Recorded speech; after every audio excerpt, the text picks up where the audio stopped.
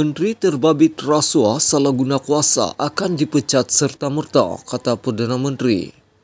Mana-mana menteri di dalam kerajaan perpaduan yang didapati terlibat dengan budaya rasuah atau salah guna kuasa akan dipecat serta-merta, kata Perdana Menteri Datuk Seri Anwar Ibrahim. Anwar menegaskan beliau tidak akan bertolak ansur sekiranya budaya itu wujud dalam kerajaan pimpinannya. Saya sudah beritahu kepada rakan-rakan jemaah menteri yang saya pilih. Yang pertama, untuk soal tata kelola, maknanya tiada rasuah. Saya juga sudah bercakap dengan ketua-ketua parti komponen. Kalau ada semasa pentadbiran saya sebagai Perdana Menteri, kes seperti ini, iaitu rasuah, saya minta pecat mandat sebagai menteri. Serta-merta, katanya, ketika berucap pada program pertemuan Mahabak Perdana Menteri bersama ulama dan asatiza di Putrajaya hari ini. Menurutnya peringatan itu bukan bersifat politik, sebaliknya merupakan keyakinan beliau untuk membebaskan negara daripada rasuah. Anwar mengingatkan setiap ahli politik untuk membuktikan arena politik bukan platform bagi menunjukkan kekayaan serta kehebatan kuasa yang hanya akan menyebabkan pertikaian kewibawaan agama Islam.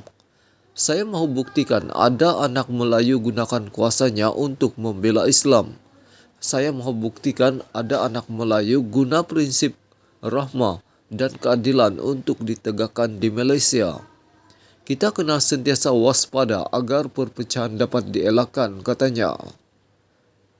Hutang negara lebih RM1 triliun.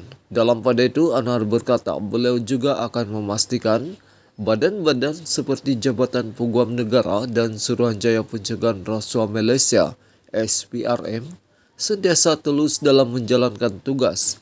Selain tiada siapa boleh terlepas daripada hukuman yang diputuskan mahkamah.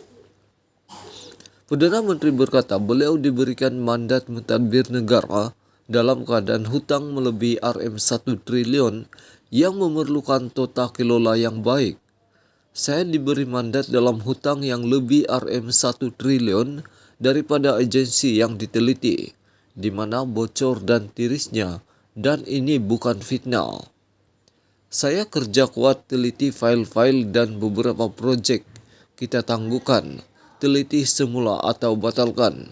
Kalau ingin belanja kita kena teliti, ini soal tadbir urus, katanya.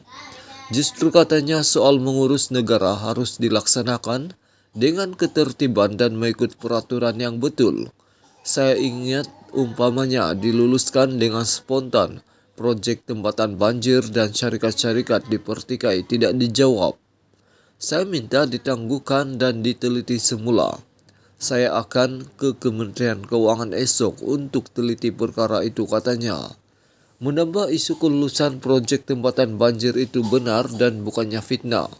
Pada 6 Disember lepas, Anwar yang juga Menteri Keuangan mengarahkan kelulusan mutakhir projek tempatan banjir berjumlah RM7 bilion daripada keseluruhan peruntukan sebanyak RM15 bilion yang dilaksanakan melalui rundingan terus tanpa proses tender supaya diteliti semula.